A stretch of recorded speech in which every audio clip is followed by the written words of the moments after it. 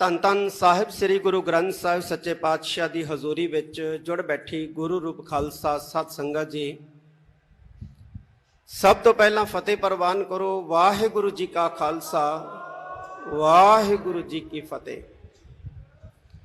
ਅੱਜ ਅਸੀਂ ਸਾਰੇ ਉਹਨਾਂ ਮਹਾਨ ਯੋਧਿਆਂ ਸੂਰਬੀਰਾਂ ਨੂੰ ਯਾਦ ਕਰਨ ਵਾਸਤੇ ਇਕੱਠੇ ਹੋਏ ਹਾਂ, ਜਿਨ੍ਹਾਂ ਨੇ ਜੂਨ 1984 ਦੇ ਵਿੱਚ ਭਾਰਤੀ ਫੌਜ ਦਾ ਡਟ ਕੇ ਮੁਕਾਬਲਾ ਕਰਦਿਆਂ ਸ਼ਹਾਦਤਾਂ ਦੇ ਜਾਮ ਪੀਤੇ। ਬਹੁਤ ਹੀ ਸੂਰਬੀਰ ਮਹਾਨ ਯੋਧੇ ਸੰਤ ਜਰਨੈਲ ਸਿੰਘ ਜੀ ਭਿੰਡਰਾਂਵਾਲੇ ਮਹਾਂਪੁਰਖ, ਅਮਰ ਸ਼ਹੀਦ ਭਾਈ ਸਾਹਿਬ ਭਾਈ ਅਮਰੀਕ ਸਿੰਘ ਜੀ, ਬਾਬਾ ਠਾਰਾ ਸਿੰਘ ਜੀ ਔਰ ਬਹੁਤ ਹੀ ਸੂਝਵਾਨ ਨੀਤੀਵਾਨ ਜਰਨਲ ਭਾਈ ਸੁਬੇਗ ਸਿੰਘ ਜੀ। ਇਹਨਾਂ ਤੋਂ ਇਲਾਵਾ ਅੱਜ ਦੇ ਦਿਨ ਜੂਨ 1984 ਦੇ ਵਿੱਚ ਇਸ ਅਸਥਾਨ ਦੇ ਉੱਤੇ ਭਾਰਤੀ ਸਟੇਟ ਦੇ ਨਾਲ ਲੜਦਿਆਂ ਬੇਅੰਤ ਸਿੱਖਾਂ ਨੇ ਸ਼ਹੀਦੀ ਦਿੱਤੀ ਹੈ, ਜਿਹਦੇ ਵਿੱਚ ਬੀਬੀਆਂ ਵੀ ਸਨ, ਬਜ਼ੁਰਗ ਵੀ ਸਨ, ਬੱਚੇ ਵੀ ਸਨ, ਨੌਜਵਾਨ ਵੀ ਸਨ। ਔਰ ਅਸੀਂ ਉਹਨਾਂ ਸ਼ਹੀਦਾਂ ਨੂੰ ਯਾਦ ਕਰਨ ਵਾਸਤੇ ਅੱਜ ਇਕੱਠੇ ਹੋਏ ਹਾਂ। ਜਿਸ ਵਕਤ ਭਾਰਤ 1947 ਦੇ ਵਿੱਚ ਭਾਰਤੀ ਲੋਕਾਂ ਦੇ ਕਹਿਣ ਮੁਤਾਬਕ ਆਜ਼ਾਦ ਹੋਇਆ, ਸਿੱਖਾਂ ਨੂੰ ਨੱਪਣ ਦੀ, ਸਿੱਖਾਂ ਨੂੰ ਕੁੱਟਣ ਦੀ ਪਾਲਿਸੀ ਜਿਹੜੀ ਹੈ ਉਸੇ ਵੇਲੇ ਤਿਆਰ ਹੋ ਗਈ ਸੀ ਔਰ ਤਿਆਰ ਕੀਤੀ ਸੀ ਜਵਾਹਰ ਲਾਲ ਨਹਿਰੂ ਨੇ ਕਿ ਇਸ ਹਿੰਦੁਸਤਾਨ ਦੇ ਅੰਦਰ, ਇਸ ਭਾਰਤ ਦੇ ਅੰਦਰ ਸਿੱਖਾਂ ਨੂੰ ਨੱਪਣਾ ਹੈ, ਸਿੱਖਾਂ ਨੂੰ ਕੁੱਟਣਾ ਹੈ, ਸਿੱਖਾਂ ਨੂੰ ਦੱਬਣਾ ਹੈ, ਆਰਥਿਕ ਤੌਰ ਤੇ ਕਮਜ਼ੋਰ ਕਰਨਾ ਹੈ, ਸਮਾਜਿਕ ਤੌਰ ਤੇ ਕਮਜ਼ੋਰ ਕਰਨਾ ਹੈ, ਧਾਰਮਿਕ ਤੌਰ ਤੇ ਕਮਜ਼ੋਰ ਕਰਨਾ ਹੈ ਔਰ ਰਾਜਨੀਤਿਕ ਤੌਰ ਤੇ ਵੀ ਕਮਜ਼ੋਰ ਕਰਨਾ ਹੈ। ਇਹ ਨੀਤੀਆਂ 1947 ਚ ਹੀ ਬਣ ਗਈਆਂ ਸੀ ਔਰ ਉਹਦਾ ਸਿੱਟਾ 1984 ਦੇ ਵਿੱਚ ਸ੍ਰੀ ਅਕਾਲ ਤਖਤ ਸਾਹਿਬ, ਸੱਚਖੰਡ ਸ੍ਰੀ ਹਰਿਮੰਦਰ ਸਾਹਿਬ ਤੇ 37 ਹੋਰ ਗੁਰਦੁਆਰੇ ਸਾਹਿਬਾਨਾਂ ਦੇ ਵਿੱਚ ਹਮਲਿਆਂ ਦੇ ਰੂਪ ਦੇ ਵਿੱਚ ਨਿਕਲਿਆ। ਮੈਂ ਕੁਝ ਗੱਲਾਂ ਸਾਂਝੀਆਂ ਕਰਨੀਆਂ। ਇਹ ਜਿਹੜੀ ਬਾਦਸ਼ਾਹਤ ਦਾ ਸੰਕਲਪ ਹੈ ਜਾਂ ਰਾਜ ਦਾ ਸੰਕਲਪ ਹੈ, ਇਹ ਸਾਨੂੰ ਗੁਰੂ ਸਾਹਿਬਾਨ ਨੇ ਦਿੱਤਾ ਹੈ ਔਰ ਅਸੀਂ ਆਪਣੇ ਅਰਦਾਸ ਦੇ ਦੌਰਾਨ ਦੌਰੇ ਦੇ ਵਿੱਚ ਇਸ ਸੰਕਲਪ ਨੂੰ ਦੁਹਰਾਉਂਦੇ ਹਾਂ, ਰਾਜ ਕਰੇਗਾ ਖਾਲਸਾ, ਔਰ ਦੁਹਰਾਉਂਦੇ ਰਹਿਣਾ। ਜਿਹੜਾ ਸਿੱਖ ਹੈ, ਜਿਹਦੇ ਕੇਸਾਂ ਦੇ ਵਿੱਚ ਅੰਮ੍ਰਿਤ ਹੈ, ਜਿਹਦੇ ਨੇਤਰਾਂ ਦੇ ਵਿੱਚ ਅੰਮ੍ਰਿਤ ਹੈ, ਜਿਹਦੇ ਮੁਖ ਦੇ ਵਿੱਚ ਖੰਡੇ ਬਾਟੇ ਦਾ ਅੰਮ੍ਰਿਤ ਹੈ, ਉਹ ਰਾਜ ਦੇ ਸੰਕਲਪ ਤੋਂ ਮੁਨਕਰ ਨਹੀਂ ਹੈ ਔਰ ਨਾ ਮੁਨਕਰ ਹੋ ਸਕਦਾ ਹੈ। ਇਹ ਗੱਲ ਵੱਖਰੀ ਹੈ ਕਿ ਕੋਈ ਖੁੱਲ੍ਹੇਆਮ ਮਾਨਸਾ ਵਰਗਾ ਖੁੱਲ੍ਹੇਆਮ ਕਹਿੰਦਾ ਹੈ ਔਰ ਸਾਡੇ ਵਰਗੇ ਦੱਬੀ ਜ਼ੁਬਾਨ 'ਚ ਕਹਿ ਦਿੰਦੇ ਆ। ਅਸੀਂ ਪੜ੍ਹਦੇ ਹਾਂ ਕਿ ਰਾਜ ਕਰੇਗਾ ਖਾਲਸਾ। ਕੌਣ ਰਾਜ ਕਰੂਗਾ? ਖਾਲਸਾ ਰਾਜ ਕਰੂਗਾ। ਤੇ ਜੇ ਅਸੀਂ ਰਾਜ ਕਰਨਾ, ਰਾਜ ਲੈਣਾ, ਤੇ ਸਾਨੂੰ ਖਾਲਸਾ ਬਣਨਾ ਪਏਗਾ। ਅੱਜ ਸਾਡੇ ਸਾਹਮਣੇ ਬਹੁਤ ਸਾਰੀਆਂ ਚੁਣੌਤੀਆਂ ਜਿਹੜੀਆਂ ਨੇ ਉਹ ਖੜੀਆਂ ਨੇ, ਜਿਹੜੀਆਂ ਸਾਨੂੰ ਕਮਜ਼ੋਰ ਕਰ ਰਹੀਆਂ ਨੇ, ਧਾਰਮਿਕ ਤੌਰ ਦੇ ਉੱਤੇ, ਸਮਾਜਿਕ ਤੌਰ ਦੇ ਉੱਤੇ ਔਰ ਆਰਥਿਕ ਤੌਰ ਦੇ ਉੱਤੇ। ਸਾਨੂੰ ਧਾਰਮਿਕ ਤੌਰ ਦੇ ਉੱਤੇ ਕਮਜ਼ੋਰ ਕਰਨ ਵਾਸਤੇ ਪੰਜਾਬ ਦੀ ਇਸ ਧਰਤੀ ਦੇ ਉੱਤੇ ਈਸਾਈਅਤ ਦਾ ਪ੍ਰਚਾਰ ਜਿਹੜਾ ਹੈ ਬੜੇ ਜ਼ੋਰ ਸ਼ੋਰ ਦੇ ਨਾਲ ਚਲਾਇਆ ਜਾ ਰਿਹਾ ਹੈ। ਪੰਜਾਬ ਦੇ ਅੰਦਰ ਪਿੰਡ ਪਿੰਡ ਚਰਚਾਂ ਬਣ ਰਹੀਆਂ ਔਰ ਮਸੀਤਾਂ ਬਣ ਰਹੀਆਂ। ਇਹ ਸਾਡੇ ਵਾਸਤੇ ਚਿੰਤਾ ਵਾਲੀ ਗੱਲ ਹੈ, ਸਾਡੇ ਵਾਸਤੇ ਫਿਕਰ ਵਾਲੀ ਗੱਲ ਹੈ। ਮੈਂ ਸਾਰੇ ਮਹਾਂਪੁਰਖਾਂ ਨੂੰ, ਜਿੰਨੇ ਵੀ ਸਿੱਖ ਧਰਮ ਨਾਲ ਸੰਬੰਧਿਤ ਮਹਾਂਪੁਰਖ ਹੈ, ਜਿਹੜੇ ਪ੍ਰਚਾਰ ਦੀ ਸੇਵਾ ਕਰਦੇ ਰਹੇ ਨੇ, ਮੈਂ ਉਹਨਾਂ ਨੂੰ ਇਹ ਕਹਿਣਾ ਚਾਹਾਂਗਾ ਕਿ ਇੱਕ ਵਾਰੀ ਫੇਰ ਨਿਕਲੋ। ਜਿਵੇਂ ਸੰਤ ਬਾਬਾ ਗੁਰਬਚਨ ਸਿੰਘ ਜੀ ਭਿੰਡਰਾਂਵਾਲੇ, ਜਿਵੇਂ ਸੰਤ ਬਾਬਾ ਜਵਾਲਾ ਸਿੰਘ ਜੀ ਹਰਖੋਵਾਲ ਵਾਲੇ, ਜਿਵੇਂ ਮਹਾਂਪੁਰਖ ਸੰਤ ਬਾਬਾ ਅਤਰ ਸਿੰਘ ਜੀ ਮਸਤੂਆਣਾ ਸਾਹਿਬ ਵਾਲੇ, ਇਹਨਾਂ ਨੇ ਵਹੀਰਾਂ ਘੱਤ ਕੇ ਪਿੰਡਾਂ ਦੇ ਵਿੱਚ ਪ੍ਰਚਾਰ ਕੀਤਾ ਸੀ ਤੇ ਸਿੱਖੀ ਬੁਲੰਦ ਕੀਤੀ ਸੀ। ਅੱਜ ਵੀ ਮੈਂ ਇਹਨਾਂ ਮਹਾਂਪੁਰਖਾਂ ਨੂੰ ਅਪੀਲ ਕਰੂੰਗਾ ਕਿ ਪਿੰਡਾਂ ਦੇ ਵਿੱਚ ਜਾ ਕੇ, ਖਾਸ ਤੌਰ ਤੇ ਬਾਰਡਰ ਏਰੀਏ ਦੇ ਪਿੰਡਾਂ ਦੇ ਵਿੱਚ ਜਾ ਕੇ ਸਿੱਖੀ ਨੂੰ ਮਜ਼ਬੂਤ ਕਰੋ। ਹੁਣ ਏਸੀ ਕਮਰਿਆਂ ਚੋਂ ਬਾਹਰ ਨਿਕਲਣ ਦਾ ਸਮਾਂ ਆ ਗਿਆ, ਪਿੰਡਾਂ ਦੇ ਵਿੱਚ ਜਾਣ ਦਾ ਸਮਾਂ ਆ ਗਿਆ, ਪਿੰਡਾਂ ਦੇ ਵਿੱਚ ਪ੍ਰਚਾਰ ਕਰਨ ਦਾ ਸਮਾਂ ਆ ਗਿਆ। ਕਿਉਂਕਿ ਜੇ ਅਸੀਂ ਧਾਰਮਿਕ ਤੌਰ ਤੇ ਮਜ਼ਬੂਤ ਨਾ ਹੋਵਾਂਗੇ, ਅਸੀਂ ਆਰਥਿਕ ਤੌਰ ਤੇ ਮਜ਼ਬੂਤ ਨਹੀਂ ਹੋਵਾਂਗੇ। ਅਸੀਂ ਆਰਥਿਕ ਤੌਰ ਤੇ ਮਜ਼ਬੂਤ ਨਹੀਂ ਹੋਵਾਂਗੇ, ਅਸੀਂ ਸਮਾਜਿਕ ਤੌਰ ਤੇ ਮਜ਼ਬੂਤ ਨਹੀਂ ਹੋਵਾਂਗੇ। ਤੇ ਜੇ ਅਸੀਂ ਧਾਰਮਿਕ ਤੌਰ ਤੇ ਕਮਜ਼ੋਰ ਹੋ ਗਏ, ਸਮਾਜਿਕ ਤੌਰ ਤੇ ਕਮਜ਼ੋਰ ਹੋ ਗਏ, ਆਰਥਿਕ ਤੌਰ ਤੇ ਕਮਜ਼ੋਰ ਹੋ ਗਏ, ਰਾਜਨੀਤਿਕ ਕਮਜ਼ੋਰੀ ਨੂੰ ਕੋਈ ਰੋਕ ਹੀ ਨਹੀਂ ਸਕਦਾ ਹੈ। ਰਾਜਨੀਤਿਕ ਕਮਜ਼ੋਰੀ ਆਏਗੀ ਹੀ ਆਏਗੀ, ਔਰ ਅਸੀਂ ਉਹਨਾਂ ਰਾਜ ਤੋਂ ਦੂਰ ਹੋਵਾਂਗੇ ਜਿੰਨਾ ਧਾਰਮਿਕ ਤੌਰ ਤੇ ਕਮਜ਼ੋਰ ਹੋਵਾਂਗੇ। ਸਾਨੂੰ ਧਾਰਮਿਕ ਤੌਰ ਤੇ ਮਜ਼ਬੂਤ ਹੋਣ ਦੀ ਬਹੁਤ ਵੱਡੀ ਜ਼ਰੂਰਤ ਹੈ। ਸਾਡਾ ਨੌਜਵਾਨ ਨਸ਼ਿਆਂ 'ਚ ਗ੍ਰਿਫਤ ਹੋ ਰਿਹਾ ਹੈ, ਨੌਜਵਾਨ ਪੜ੍ਹਾਈ ਤੋਂ ਜਿਹੜਾ ਹੈ ਉਹ ਪਾਸਾ ਵੱਟ ਰਿਹਾ ਹੈ। ਨੌਜਵਾਨਾਂ ਦੇ ਅੰਦਰ ਕੌਮੀ ਜਜ਼ਬਾ ਜਿਹੜਾ ਹੈ ਉਹ ਪੈਦਾ ਕਰਨ ਦੀ ਅੱਜ ਸਭ ਤੋਂ ਵੱਡੀ ਸਾਧ ਸੰਗਤ ਦੀ ਜ਼ਰੂਰਤ ਹੈ। ਇੱਕ ਗੱਲ ਮੈਂ ਹੋਰ ਕਹਿਣੀ ਚਾਹੁੰਦਾ ਕਿ ਇਹ ਜਿਹੜੀ ਸਿੱਖ ਕੌਮ ਹੈ, ਇਹ ਮਰਦੇ ਮੁਜ਼ਾਹਦ ਧੰਨ ਧੰਨ ਸਾਹਿਬ ਸ੍ਰੀ ਗੁਰੂ ਗੋਬਿੰਦ ਸਿੰਘ ਪਾਤਸ਼ਾਹ ਦੀ ਪੈਦਾ ਕੀਤੀ, ਗੁਰੂ ਨਾਨਕ ਸਾਹਿਬ ਸੱਚੇ ਪਾਤਸ਼ਾਹ ਦੀ ਜਿਹੜੀ ਹੈ ਉਹ ਪ੍ਰਜਵਲਿਤ ਕੀਤੀ ਸ਼ੇਰਾਂ ਦੀ ਕੌਮ ਹੈ। ਇਸ ਵਾਰ ਸ੍ਰੀ ਅੰਮ੍ਰਿਤਸਰ ਸਾਹਿਬ ਦੇ ਆਸ-ਪਾਸ ਸਰਕਾਰ ਨੇ ਬਹੁਤ ਵੱਡਾ ਘੇਰਾ ਕੱਤਿਆ। ਸਰਕਾਰ ਵੀ ਮੰਨਦੀ ਹੈ ਕਿ ਇਹ ਸ਼ੇਰਾਂ ਦੀ ਕੌਮ ਹੈ, ਕਿਉਂਕਿ ਸ਼ੇਰਾਂ ਨੂੰ ਕਾਬੂ ਕਰਨ ਵਾਸਤੇ ਵੱਡੇ ਵੱਡੇ ਪਿੰਜਰੇ ਜਿਹੜੇ ਨੇ ਜਾਂ ਵੱਡੀਆਂ ਵੱਡੀਆਂ ਦੀਵਾਰਾਂ ਖੜੀਆਂ ਕੀਤੀਆਂ ਜਾਂਦੀਆਂ। ਗਿੱਦੜਾਂ ਨੂੰ ਰੋਕਣ ਵਾਸਤੇ ਪਿੰਜਰੇ ਖੜੇ ਕਰਨ ਦੀ ਜ਼ਰੂਰਤ ਨਹੀਂ ਪੈਂਦੀ। ਸਰਕਾਰਾਂ ਨੂੰ ਪੁੱਛਿਆ ਵੀ ਇਹਨੇ ਸੁਰੱਖਿਆ ਘੇਰੇ ਕਿਉਂ? ਕਹਿੰਦੇ ਜੀ ਸਿੱਖਾਂ ਦੀ ਸੁਰੱਖਿਆ ਵਾਸਤੇ। ਉਹ ਸਿੱਖਾਂ ਨੂੰ ਸੁਰੱਖਿਆ ਦੀ ਲੋੜ ਨਹੀਂ ਹੈ, ਸ਼ੇਰਾਂ ਨੂੰ ਸੁਰੱਖਿਆ ਦੀ ਲੋੜ ਨਹੀਂ ਹੈ। ਹਾਂ, ਸ਼ੇਰਾਂ ਤੋਂ ਸੁਰੱਖਿਆ ਦੀ ਲੋੜ ਹੈ, ਤੇ ਤੁਸੀਂ ਸ਼ੇਰਾਂ ਤੋਂ ਸੁਰੱਖਿਅਤ ਕਰਨ ਵਾਸਤੇ ਇਹ ਜਿਹੜੇ ਸੁਰੱਖਿਆ ਦਸਤੇ ਜਾਂ ਸੁਰੱਖਿਆ ਦੀਵਾਰਾਂ ਜਿਹੜੀਆਂ ਨੇ ਬਣਾਈਆਂ ਨੇ, ਇਹ ਸਾਨੂੰ ਦਿਸ ਰਹੀਆਂ ਨੇ। ਤੇ ਸ਼ੇਰ ਜਿਹੜਾ ਹੈ, ਜਿਹੜਾ ਗੁਰੂ ਗੋਬਿੰਦ ਸਿੰਘ ਮਹਾਰਾਜ ਦਾ ਪੈਦਾ ਕੀਤਾ ਖਾਲਸਾ ਹੈ, ਉਹ ਕਿਸੇ ਤੇ ਨਹੱਕਾ ਹਮਲਾ ਨਹੀਂ ਕਰਦਾ, ਕਿਸੇ ਤੇ ਬੇਵਜ੍ਹਾ ਜਿਹੜਾ ਹੈ ਆਪਣਾ ਪੰਜਾ ਨਹੀਂ ਮਾਰਦਾ, ਬੇਵਜ੍ਹਾ ਜਿਹੜਾ ਹੈ ਉਹ ਕਿਸੇ ਵੱਲ ਦਹਾੜਦਾ ਨਹੀਂ ਹੈ। ਹਾਂ, ਕੋਈ ਸਟੇਟ ਦਾ ਭੇਜਿਆ ਜਿਹੜਾ ਭੇਖੀ ਜਿਹੜਾ ਹੈ ਨਕਲੀ ਦਾੜੀ ਕੇਸ ਲਾ ਕੇ ਭਾਵੇਂ ਕੋਈ ਜ਼ੁਲਮ ਕਰ ਜੇ, ਭਾਵੇਂ ਕੋਈ ਕਿਸੇ ਤੇ ਜ਼ਬਰ ਕਰ ਜੇ, ਪਰ ਜਿਹੜਾ ਗੁਰੂ ਨਾਨਕ ਸਾਹਿਬ ਸੱਚੇ ਪਾਤਸ਼ਾਹ ਦਾ ਸਿੱਖ ਹੈ ਉਹ ਕਦੇ ਵੀ ਜ਼ੁਲਮ ਵੱਲ ਜਿਹੜਾ ਜ਼ੁਲਮ ਰੋਕਦਾ ਜ਼ਰੂਰ ਹੈ, ਲੇਕਿਨ ਜ਼ੁਲਮ ਨਹੀਂ ਕਰਦਾ।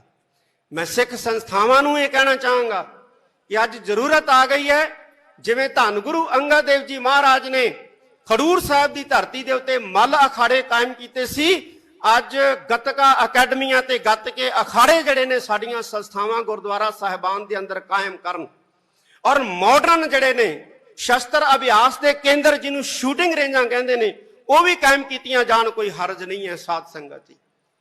ਜਿਹੜੇ ਦੂਸਰੇ ਲੋਕ ਹੈ ਉਹ ਲੁਕ ਛਿਪ ਕੇ ਜਿਹੜੇ ਹੈ ਆਪਣੇ ਲੋਕਾਂ ਨੂੰ ਹਥਿਆਰਾਂ ਦੀ ਟ੍ਰੇਨਿੰਗ ਦੇ ਰਹੇ ਹੈ, ਸ਼ਸਤਰਾਂ ਦੀ ਟ੍ਰੇਨਿੰਗ ਦੇ ਰਹੇ ਹੈ। ਅਸੀਂ ਲੁਕ ਛਿਪ ਕੇ ਨਹੀਂ ਦੇਾਂਗੇ, ਅਸੀਂ ਸ਼ਰੇਆਮ ਦੇਾਂਗੇ, ਖੁੱਲ੍ਹੇਆਮ ਦੇਾਂਗੇ।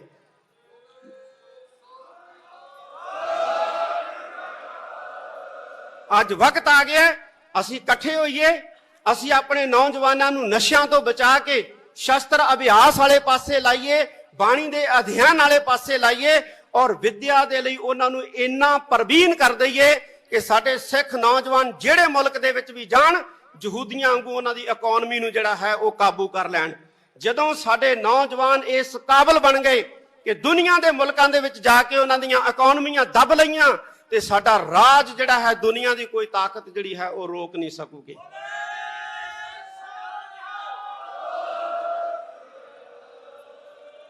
ਸੱਚਖੰਡ ਸ੍ਰੀ ਹਰਮੰਦਰ ਸਾਹਿਬ, ਸ੍ਰੀ ਦਰਬਾਰ ਸਾਹਿਬ, ਸ੍ਰੀ ਅਕਾਲ ਤਖਤ ਸਾਹਿਬ ਤੇ ਜਿਹਨੇ ਵੀ ਹਮਲਾ ਕੀਤਾ ਉਹ ਬਰਬਾਦ ਹੋਇਆ ਹੈ।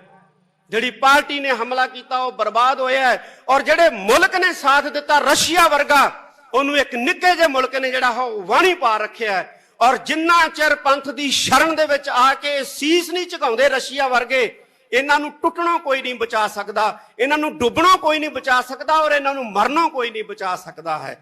ਇਹ ਗੁਰੂ ਨਾਨਕ ਸਾਹਿਬ ਦਾ ਦਰ ਹੈ, ਗੁਰੂ ਨਾਨਕ ਸਾਹਿਬ ਦਾ ਘਰ ਹੈ। ਅੰਤ ਦੇ ਵਿੱਚ ਮੈਂ ਸਾਰੀਆਂ ਸਤਿਕਾਰਤ ਪੋਲੀਟੀਕਲ ਪਾਰਟੀਆਂ ਦੇ, ਖਾਸ ਤੌਰ ਤੇ ਸਿੱਖ ਪਾਰਟੀਆਂ ਦੇ ਆਗੂ ਬੈਠੇ ਨੇ, ਉਹਨਾਂ ਦਾ ਧੰਨਵਾਦ ਕਰਦਾ ਹਾਂ। ਆਪ ਸਾਰੀ ਸੰਗਤ ਦਾ ਧੰਨਵਾਦ, ਸਿੱਖ ਜਥੇਬੰਦੀਆਂ, ਸੰਪਰਦਾਵਾਂ ਦਾ, ਸੰਸਥਾਵਾਂ ਦਾ ਧੰਨਵਾਦ। ਅਸੀਂ ਇਕੱਠੇ ਹੋ ਕੇ ਚੱਲੀਏ। ਪਿੰਡਾ ਬੜਾ ਵਿਖੜਾ ਸਾਧ ਸੰਗਤ ਜੀ।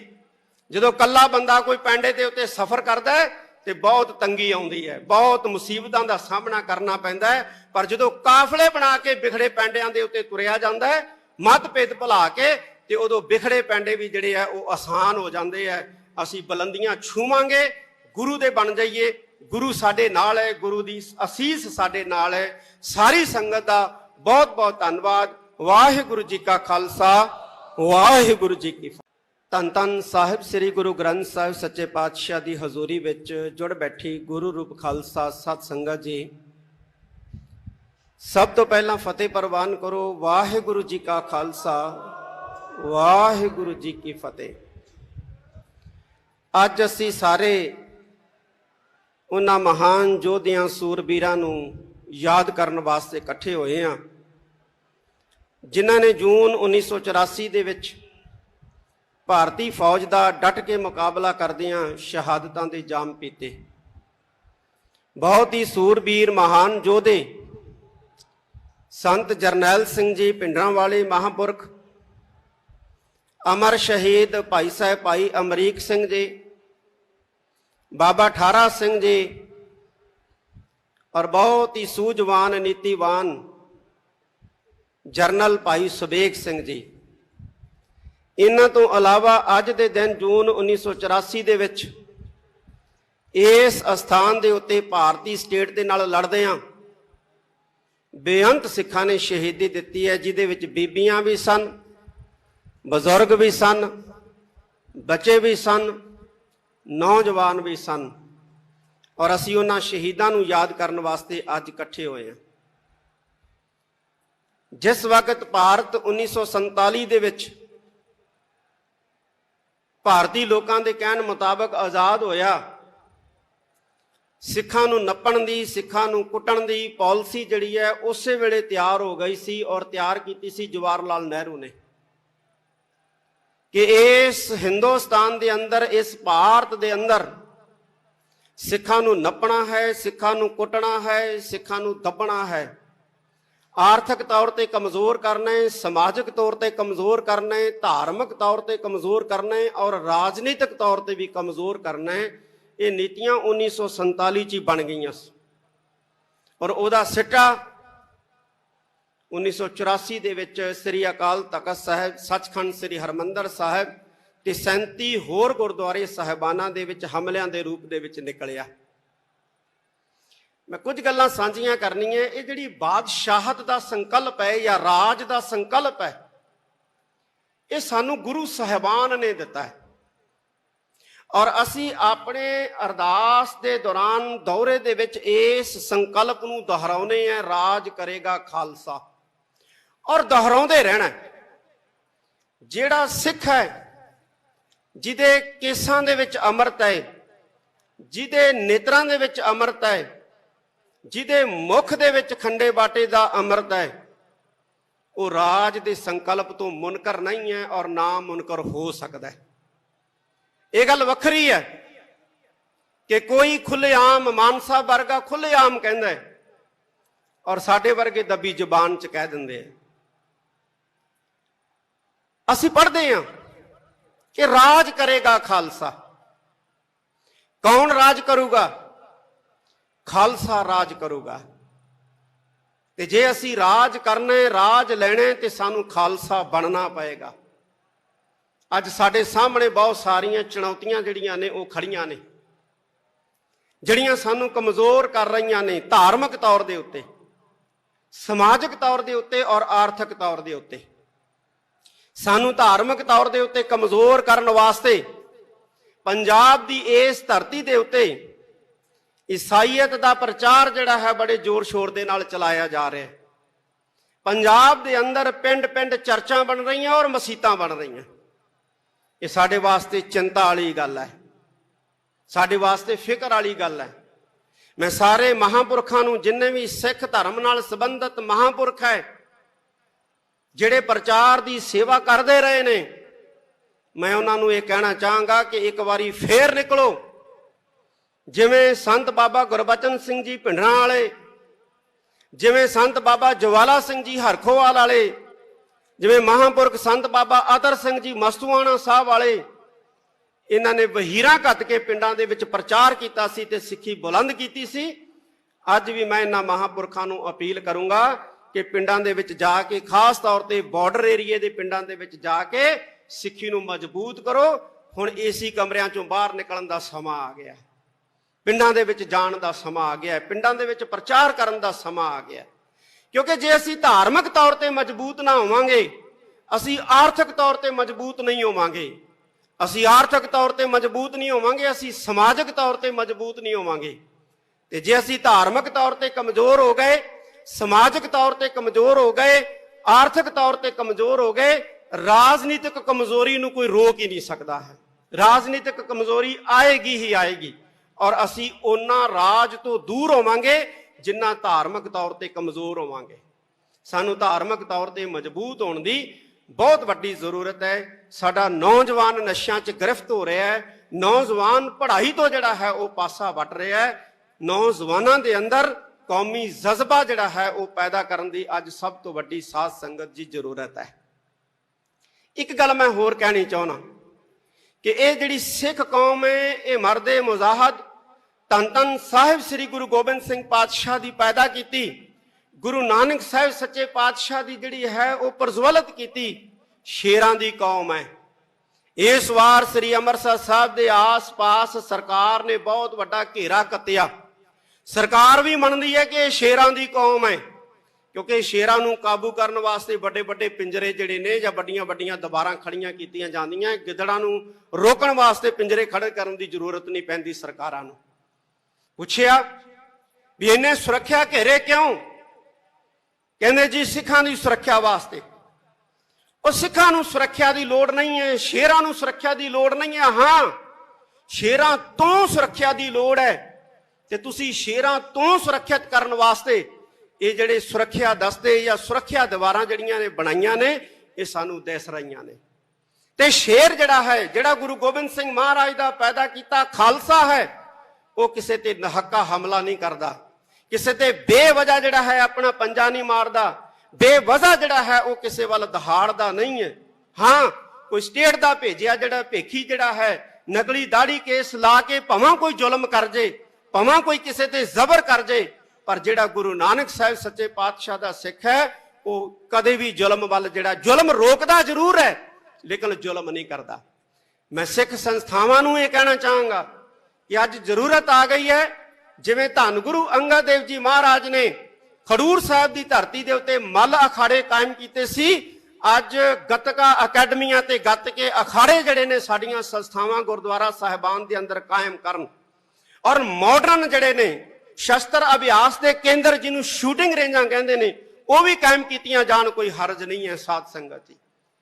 ਜਿਹੜੇ ਦੂਸਰੇ ਲੋਕ ਹੈ ਉਹ ਲੁਕ ਛਿਪ ਕੇ ਜਿਹੜੇ ਹੈ ਆਪਣੇ ਲੋਕਾਂ ਨੂੰ ਹਥਿਆਰਾਂ ਦੀ ਟ੍ਰੇਨਿੰਗ ਦੇ ਰਹੇ ਹੈ, ਸ਼ਸਤਰਾਂ ਦੀ ਟ੍ਰੇਨਿੰਗ ਦੇ ਰਹੇ ਹੈ। ਅਸੀਂ ਲੁਕ ਛਿਪ ਕੇ ਨਹੀਂ ਦੇਾਂਗੇ, ਅਸੀਂ ਸ਼ਰੇਆਮ ਦੇਾਂਗੇ, ਖੁੱਲ੍ਹੇਆਮ ਦੇਾਂਗੇ।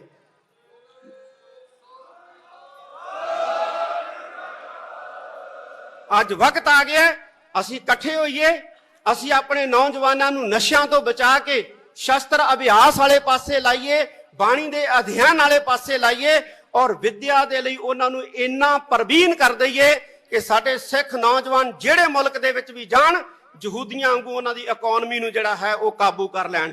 ਜਦੋਂ ਸਾਡੇ ਨੌਜਵਾਨ ਇਸ ਕਾਬਲ ਬਣ ਗਏ ਕਿ ਦੁਨੀਆ ਦੇ ਮੁਲਕਾਂ ਦੇ ਵਿੱਚ ਜਾ ਕੇ ਉਹਨਾਂ ਦੀਆਂ ਇਕਨੋਮੀਆਂ ਦੱਬ ਲਈਆਂ, ਤੇ ਸਾਡਾ ਰਾਜ ਜਿਹੜਾ ਹੈ ਦੁਨੀਆ ਦੀ ਕੋਈ ਤਾਕਤ ਜਿਹੜੀ ਹੈ ਉਹ ਰੋਕ ਨਹੀਂ ਸਕੂਗੀ।